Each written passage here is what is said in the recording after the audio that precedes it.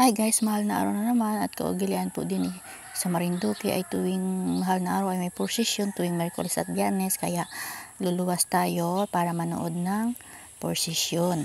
At habang nag-iintay po tayong duman ng mga santo o procession ay may mga moryo na naglalakad. Binibiro yung mga bata ng mga takot na mga bata. At nakakatuwa nga to itong isang bata na kalong ng moryon, hindi siya natatakot, o diba?